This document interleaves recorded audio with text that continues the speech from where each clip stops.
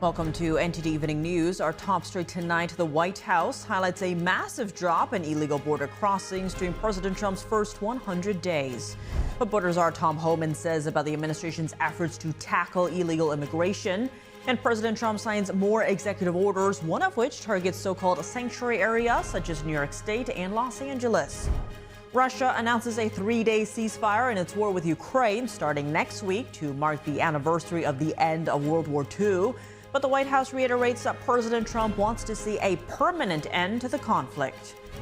Electricity gradually returning to parts of Spain and Portugal following a major power outage today. The disruption knocked out traffic lights and caused chaos on roads and in airports. Amid tensions with the U.S., Canadians head to the polls today to decide whether to extend the Liberal Party's decade in power or hand control to the Conservatives. The country's election comes on the heels of a fatal car ramming attack that prompted the suspension of campaigning for several hours.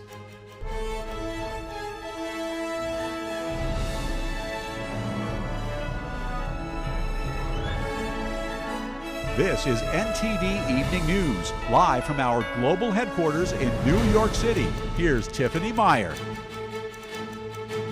Good evening, and thank you for joining us tonight.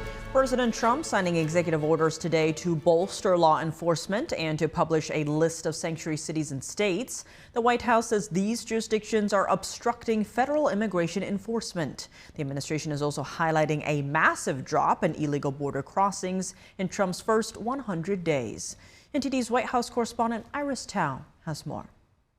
The orders come amid legal fights between the administration and sanctuary jurisdictions. A judge in California just days ago blocked the administration from withholding funds from sanctuary cities. And the FBI earlier this month arrested a Wisconsin judge for helping an illegal immigrant evade authorities. And as we mark nearly 100 days of Trump's second term, the White House highlights a 99.99% drop in illegal crossings in the first 100 days as one of Trump's main achievements. Last year, 184,000 illegal aliens were released into the United States. Under this administration, 9. This is unprecedented success. The border is secure. President Trump saving lives. And to highlight a crackdown on crimes committed by illegal immigrants, the White House also gave us a list of 100 ICE arrests, and they lined the White House with images of illegal criminals with charges like murder, rape, and kidnapping who have now been arrested. Borders Tom Homan emphasizing the need to find and punish every one of them. I've talked to little girls as young as 9 years old that were raped multiple times by the cartel members. And when you get to your knees and you talk to that little girl and everything innocent and pure has been ripped from her, when you listen to the Laken Riley, 17 minutes, that young lady fighting for her life, don't just think, okay, a young woman died. Think of how she died. And on Tuesday, President Trump will hold a rally in Warren, Michigan to mark his first 100 days in office. The border and the economy are expected to be key focuses. Reporting from the White House, Iris Tao, NTD News. As President Trump approaches the 100th day of his second term, what do everyday Americans think about his performance so far? NTD's Sam Wong was out on the National Mall in D.C. to hear from the people. Looking back at everything that has happened in the last couple of months, did everything meet your expectation? You know, with the presidency, when you start making changes like he did, it's the changes he's made, I guess it's for the long term, so things are going to get worse before they get better. Yes, the cost containment of the government is being met. Nothing met my expectations. Like, he likes to do things that are shocking and not necessarily good for the country. I think he's doing a good job. It's a rough start, and he's getting fought on everything he does. But he promised to shut down the border, and he did. Obviously, there are some things that he has yet to fulfill, but I would say overall I'm generally satisfied with the way things are going. What are some of President Trump's most significant achievements so far, according to you? A lot of the tariff pieces may seem negative now, but a lot of that is what's driving the inequities of our country's stability. What he's doing with social programs, those are the people who can least afford to be cut. Border control and just showing the American people how our tax dollars have been abused and wasted. Just the amount of corruption and the money that's been wasted just through decades. It's not a lot per citizen, but the fact that someone's finally doing it is what matters. A lot of times some of the presidents, when they make decisions, they get influenced by, by their party. Whatever intentions he has, I think stick with it, and I think that'd be best. The end of President Trump's first 100 days is coming up tomorrow. NTD will have all-day coverage and analysis of his promises, progress, challenges, and a lot more on his second term. Don't miss it. Treasury Secretary Scott Bessent said many top U.S. trading partners have made very good proposals to avert tariffs. He added one of the first deals to be signed might be with India. Bessent made the remarks during an interview with CNBC this morning. He said the U.S. also held very substantial negotiations with Japan and that discussions with other Asian trading partners were going well. Bessent commented on China's recent moves to exempt certain U.S. goods from retaliatory tariffs. He said it shows Beijing wants to de-escalate trade tensions with the United States. I believe that it's up to China to de-escalate because they sell 5 times more to us than we sell to them. And so these 125, 145% tariffs are unsustainable.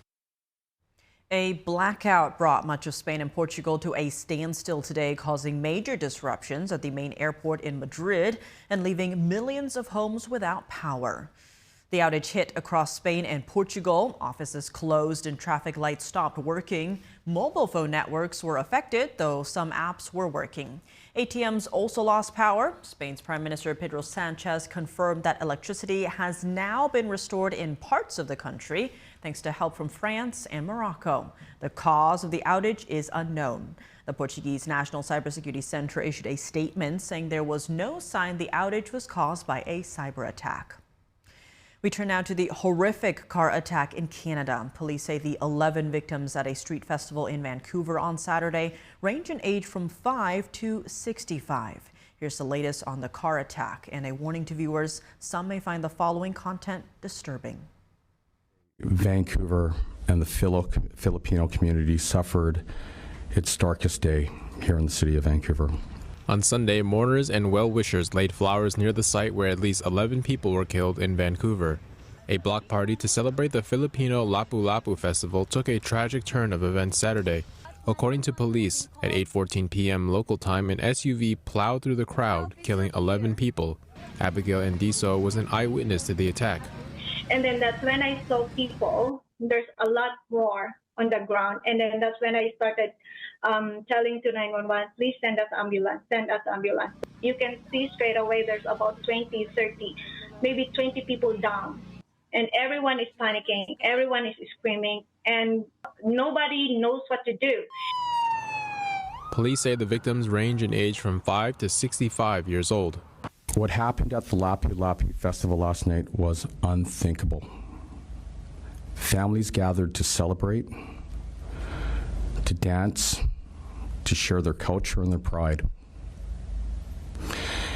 And in an instant, their world was shattered.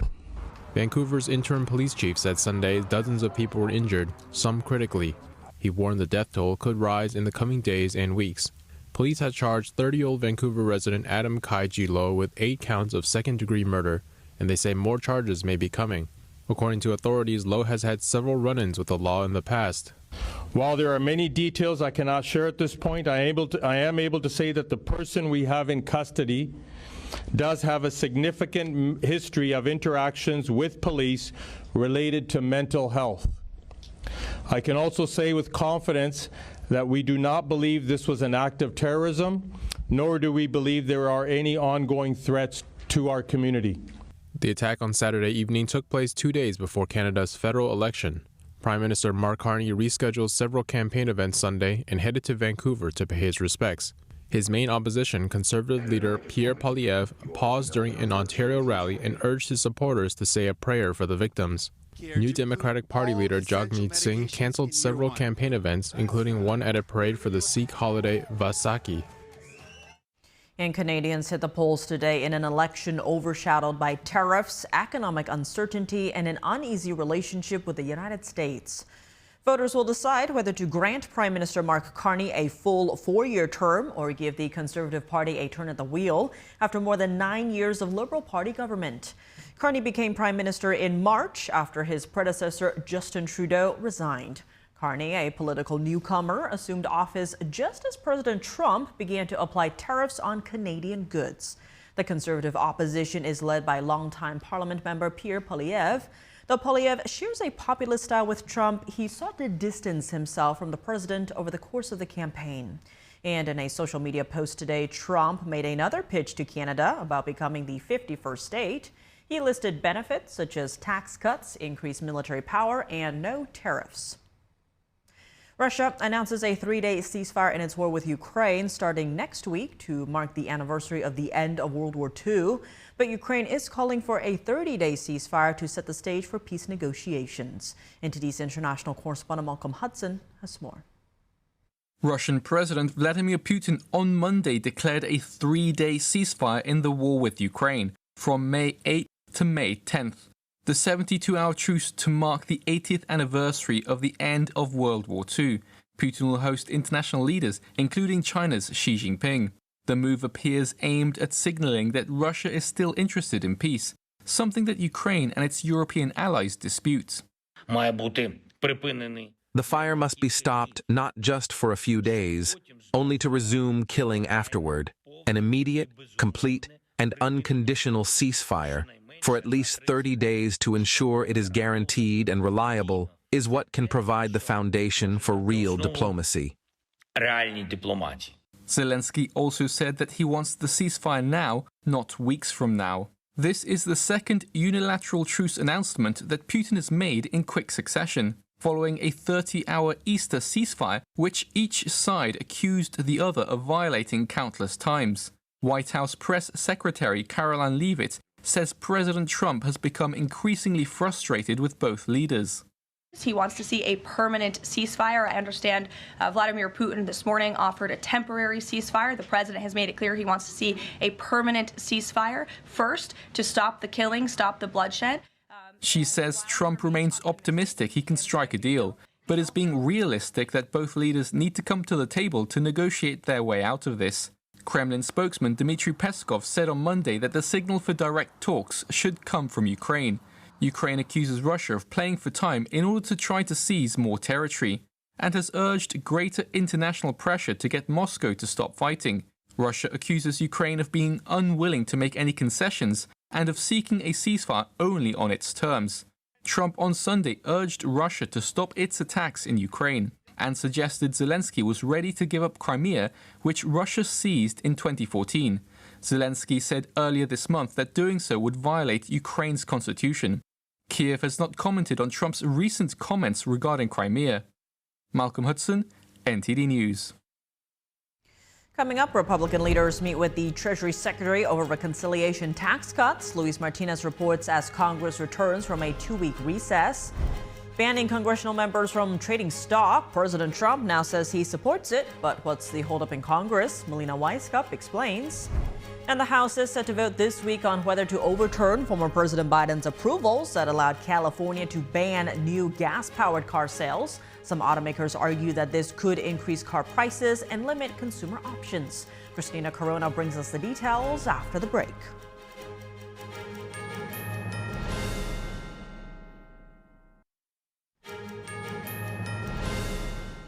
Welcome back. I'm Tiffany Meyer. Congress is back in session after a 2-week recess. GOP lawmakers begin a sprint to get the reconciliation bill drafted and passed before Memorial Day. Our Washington correspondent Luis Martinez has more on this story. And the Republican leaders on your side of the Capitol are saying that they're going to force a bill through. They want to get it done this work period and back over to the Senate to be voted on and put on the president's desk. And that bill, we believe, presents one of the greatest moral threats to our country.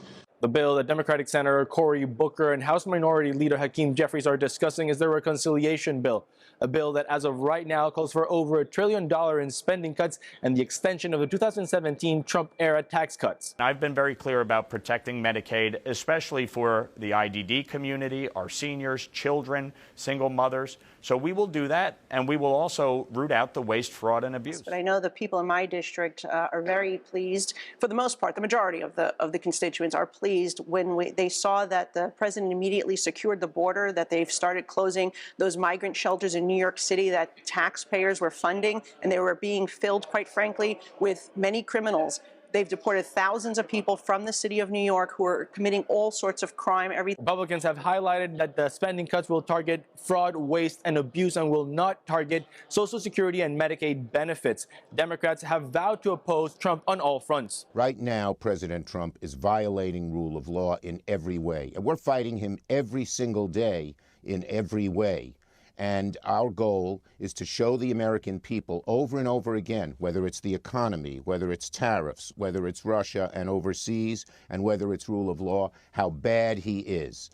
Speaker of the House Mike Johnson met with President Trump at the White House, and GOP leadership from the House and the Senate met with Secretary Scott Bessent from the Treasury Department on Capitol Hill this Monday to discuss the reconciliation bill. Reporting from Washington, D.C., Luis Eduardo Martinez, NTD News. President Trump says he would support a law that would ban stock trading for members of Congress. This comes as some are raising questions about how the new tariff policies might have benefited some in office. NTD's Melina Weiskup reports. Stock trading for members of Congress is now back in the spotlight as President Trump said he would absolutely sign a bill that would ban members of Congress and their spouses from trading stocks while in office. Such a bill has been introduced several times in Congress without full passage. Most recently, Democrat Seth Magaziner and Republican Chip Roy have introduced a bipartisan bill to address it.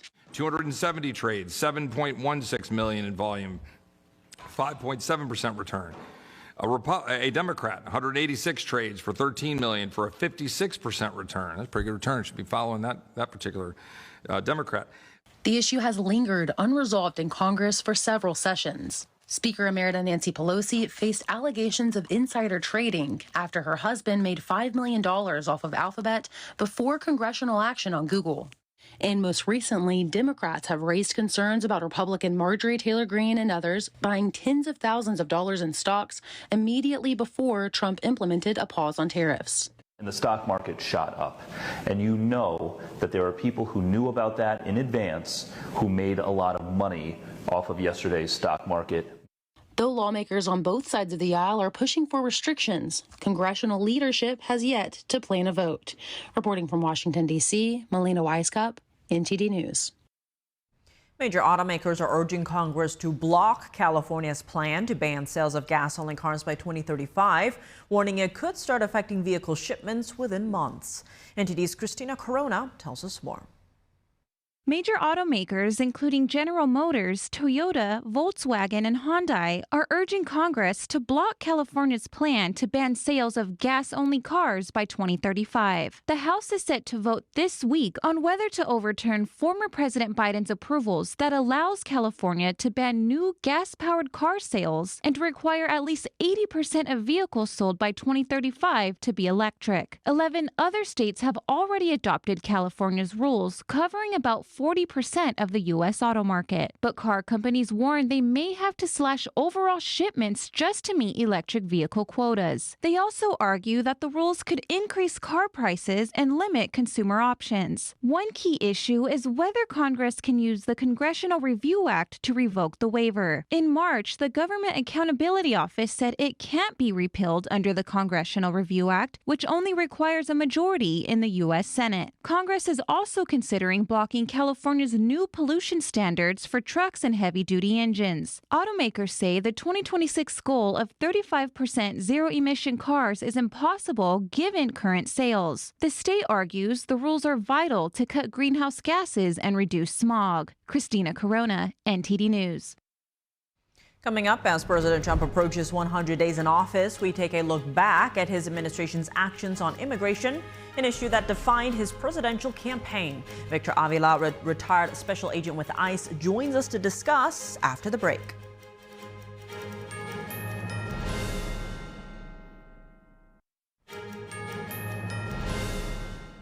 Welcome back. I'm Tiffany Meyer. White House border czar Tom Homan says that having a U.S.-born child won't shield someone from deportation. NTD correspondent Jason Blair reports. If you choose to have a U.S. citizen child, knowing you're in this country legally, you put yourself in that position. You put your family in that position. The White House responded to claims made by a federal judge who accused the Trump administration of deporting a 2-year-old U.S.-born child to Honduras with, quote, no meaningful process. White House border czar Tom Homan disputed the judge's statement, saying the decision lacked due process and that it was not the child who was deported, but that the child's mother chose to take the girl with her. Tom Homan said that having U.S.-born children does not make someone immune from being deported. What we did is remove children with their mothers who requested the children depart with them. This was a parental decision, parenting 101. The mothers made that choice. The Secret Service and ICE arrested 2 individuals on allegations of stealing Homeland Security Secretary Kristi Noem's purse. Kristi Noem told NTD in an email, this individual is a career criminal who has been in our country illegally for years. A primary suspect was arrested in Washington, D.C. A second suspect, authorities believe to be a co-conspirator, was arrested in Miami. More arrests are expected. No names have been released at this time, and charges have not been filed yet. Noem's purse was stolen while she was dining out on Easter Sunday. It contained $3,000 in cash, her keys, driver's license, passport, and Homeland Security badge. The police with a search warrant demanding entry. Federal agents raided an underground nightclub in Colorado and made dozens of arrests. The arrests were made Sunday morning in Colorado Springs. The DEA says that over 200 people were inside. Attorney General Pam Bondi says this morning DEA headquarters apprehended over 100 illegal aliens at an underground nightclub frequented by TDA and MS-13 terrorists. Cocaine, meth, and pink cocaine was seized. 2 people were also arrested on existing warrants. Reporting in Washington, D.C., Jason Blair, NTD News. The White House today highlighting a massive drop in illegal border crossings during President Trump's first 100 days. Joining us now to discuss Trump's track record on immigration so far this term is Victor Avila, retired special agent with U.S. Immigration and Customs Enforcement and Homeland Security Investigations. He's also the author of the book Agent Under Fire. Victor, thank you so much for joining us. Good to see you again. Now, since day one, we've seen a focus on the border with Trump 2.0. Just on Inauguration Day alone, Trump signed 10 border-related executive orders, with another 2 expected tonight targeting sanctuary cities. What do you make of the Trump administration's actions on the border and immigration so far?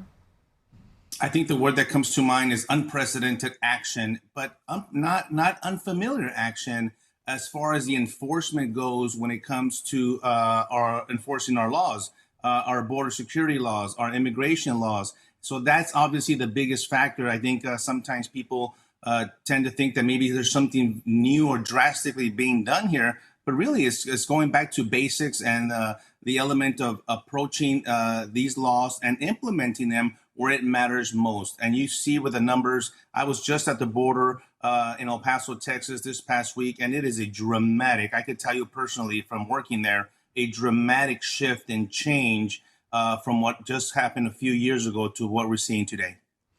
And Victor, you and I have spoken about fentanyl for years. President Trump has gone after the Mexican cartels and the Chinese regime over their role in fentanyl trafficking through, say, terrorist designations and tariffs. Do you think Trump has done enough to tackle the fentanyl crisis? I think so. And I think now President Trump focused on the problem that we have interior. There's enough fentanyl in the country already to kill us over twice. And so I think an education program is called for to educate our students, our parents about the dangers of fentanyl. We're losing 22 students a day. That's according to the Sold Out Youth Foundation. And so fentanyl is a big problem. Now, I want people to know it's still coming in now, way less than it was before. But fentanyl is still coming in. It's being smuggled. Illegals are still being smuggled by the cartels. They haven't given up, although albeit very hard now to do it because the border is pretty secure. But we still have to fix those gaps and the places where they're trying to bring it in.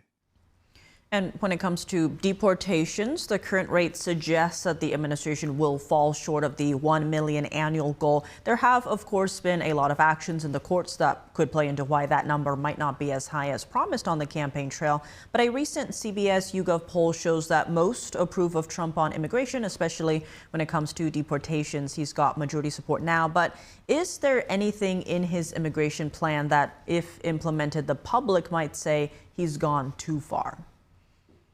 I don't think we're quite there yet. I think the American people are really asking for public safety. It really comes down to that. It's about being safe in your neighborhood. It's about not wanting people that are a danger to the community or risk to the community living next door to us. I think everyone can come together and agree with that. Obviously, the immigration issue is more complicated than that. But when it comes to criminal illegal aliens, I think we could all agree that we don't want them here because, first of all, they're illegally, and second, they're committing crimes against U.S. citizens and sometimes, a lot of times actually, against their own immigrant community. I think we're going to see a lot more tools, if you will, in the toolbox that President Trump's going to bring out in the next coming months, because you're right, these numbers are not what they thought they were, partially because of the obstruction of a lot of either judges or sanctuary cities, like you mentioned before. But they're going to try to work around those issues and try to get to the numbers that they were really wanting to get. And Victor, with President Trump facing pushback from Democrats on immigration policy, as in the case of Kilmar Abrego Garcia, sanctuary cities and judges, what do you expect to see from Trump on these issues going forward?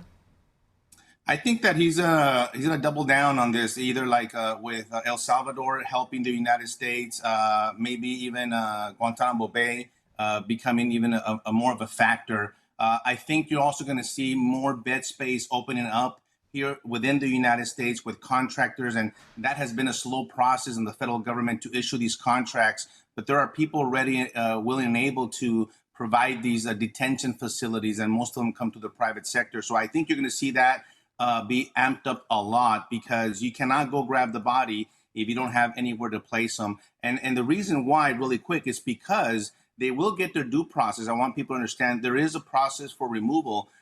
It's very different for every illegal that comes in. It depends on what category of illegal you are, where you came from, and many other factors. But the majority of them do need a place to be processed on the way out. And Victor, in a different vein, since inauguration, President Trump has been trying to end birthright citizenship, arguing it's been taken advantage of by birth tourism, especially by women from China, and the national security questions that raises. Given that birthright citizenship is a long-standing principle, many pointing to the 14th Amendment, how likely is Trump to succeed on this?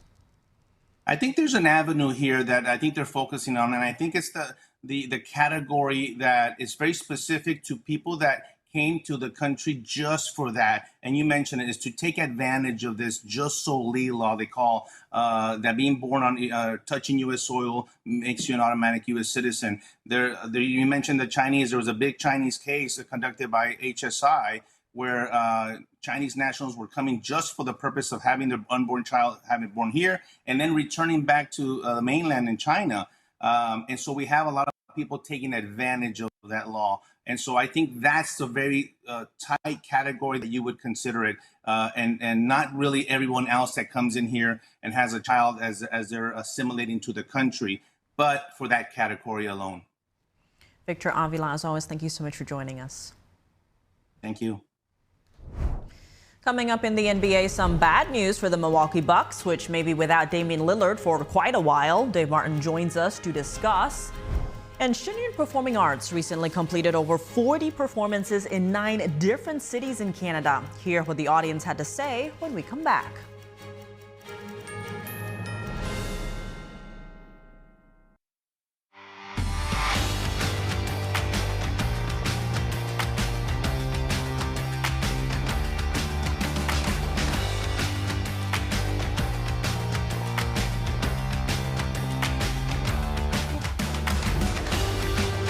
Now for your sports news, we're joined by NTD's Dave Martin. Dave, plenty going on today, but let's start in the NBA as the Milwaukee Bucks find themselves on the brink of elimination and possibly without one of their best players. What is the status of All-Star Damian Lillard?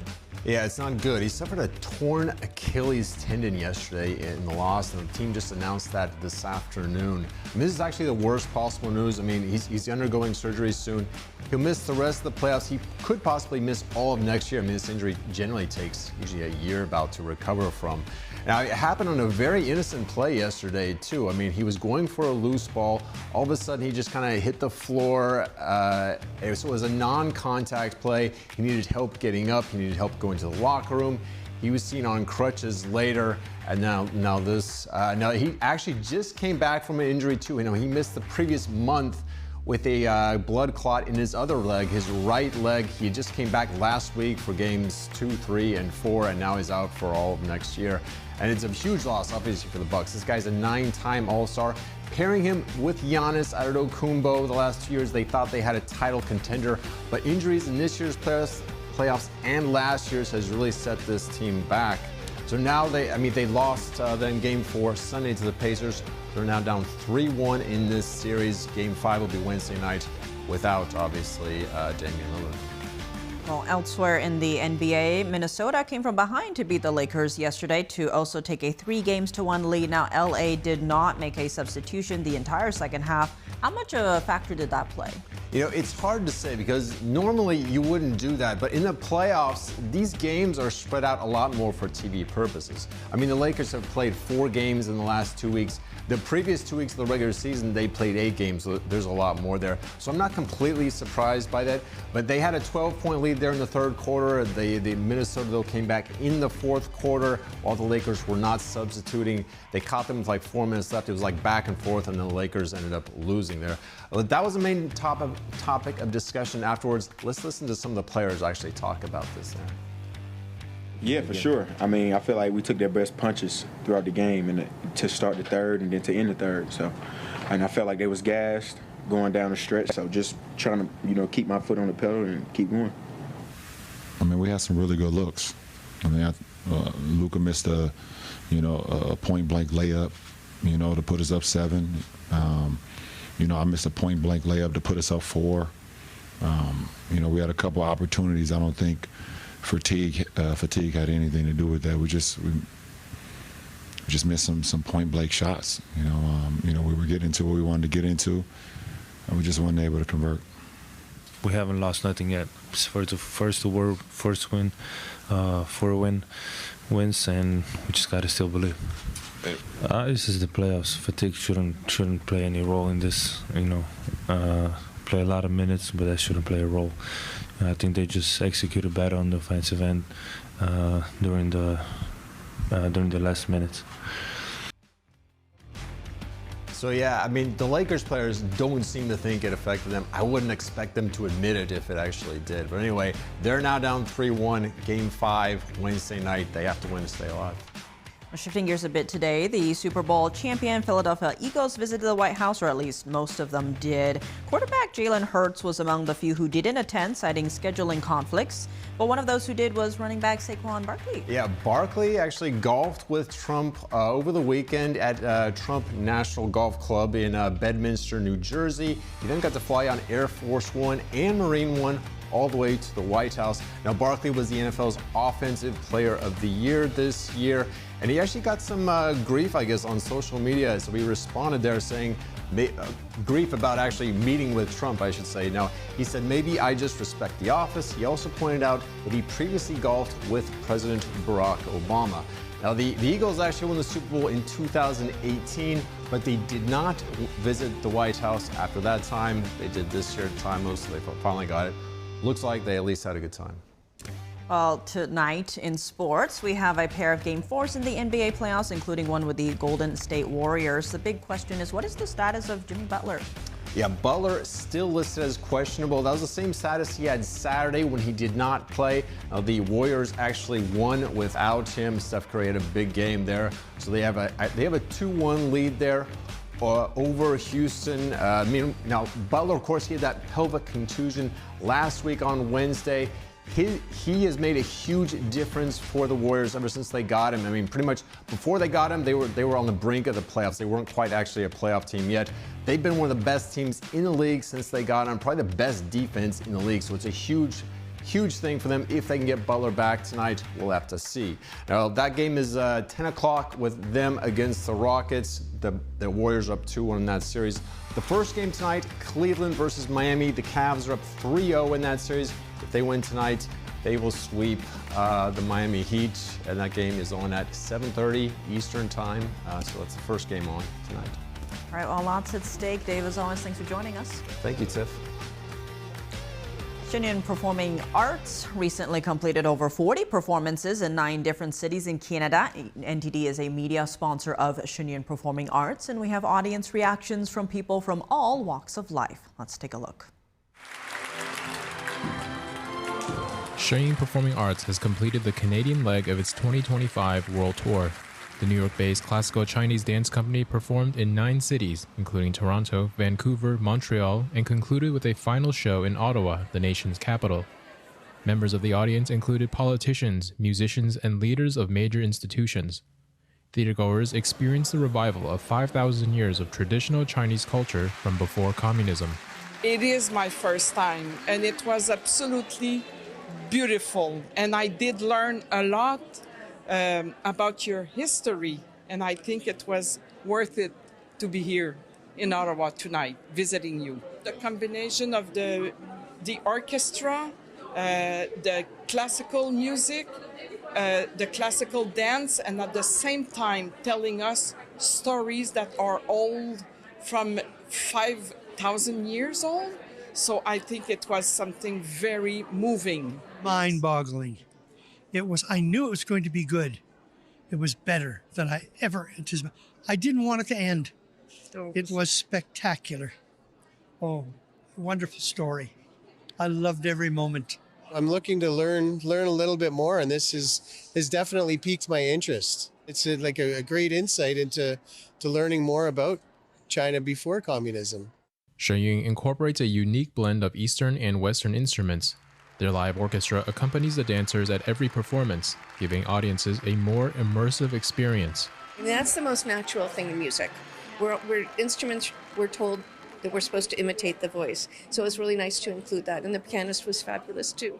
It just sounded natural to me, and it sounded beautiful. I wasn't necessarily thinking, oh, it's a Chinese melody with Western instruments. It just all blended, and I found it very energetic. Well, first time I've attended an event just like this, and the music was incredible. The live orchestra was amazing. Some of the instruments I had never heard of before, but the sounds were just amazing. Spectacular. I mean, the colors, the acrobatics, the everything, the music was just phenomenal.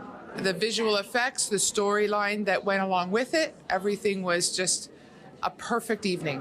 And that was my first experience ever seeing Shen, and I definitely would enjoy to see another performance. It was fantastic.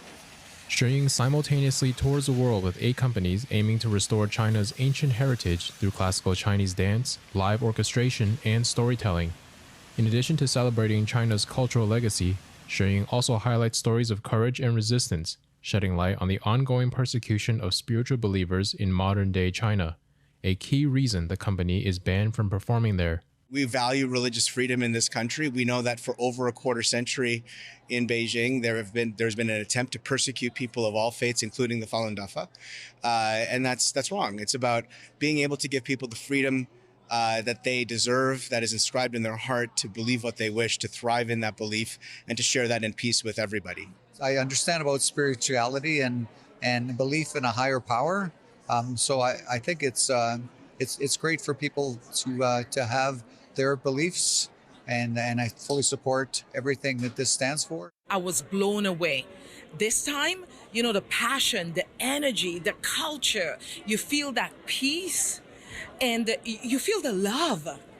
And especially in today's world right now, we need that peace and that harmony and that love. But the passion, the dancers, the movement, the energy, it's breathtaking. You gotta be here to see it. We cannot put this experience in words. Each year, Shen brings an all-new performance with all-new dances, music, costumes, and visuals. It was, in all sincerity, was a very good program, and I really appreciate it. It is fantastic, and I encourage all people to express their talents in whatever way possible. I learned a lot. I learned something about the history of Chinese culture, the experience and the fact that you do a different program each year. It must take a lot of time to prepare and organize it. The people here seem to really enjoy and appreciate what was done tonight. I think the colors, the cohesiveness of the dance, it leaves a wonderful impression, and I'm very, very happy I came. It was beautiful. I think spirituality is beautiful. It's about belief in something bigger than us, and it also brings families together. Traditional values are really important, I think. We were so impressed with all the different styles that we got to see this evening, and the artistry, and of course the musicianship was wonderful. Being a dancer, I look at so many different aspects. I think the choreography is amazing, the costumes are beautiful, and the performers, they're so precise and impeccable, it makes it a pleasure to watch. Congratulations to the artists, designers, the musicians. Congratulations. The kind of work that goes into making such a beautiful production like this was evident today. Stay strong, as there are those who are trying to undo who you are and what you present to the world. Stay strong and continue to be a source of beauty and light in a world that has grave and gathering darkness everywhere. Thank you very much for the work that you've done. Shen will continue with performances in the United States with shows in Chicago, Illinois, Hollywood, California, and Philadelphia, Pennsylvania from May 3rd to the 11th. NTD News, Canada. And that's all for today's news. For round-the-clock coverage, visit us at ntd.com/live or download our NTD app. Thanks for tuning in. I'm Tiffany Meyer. Good night.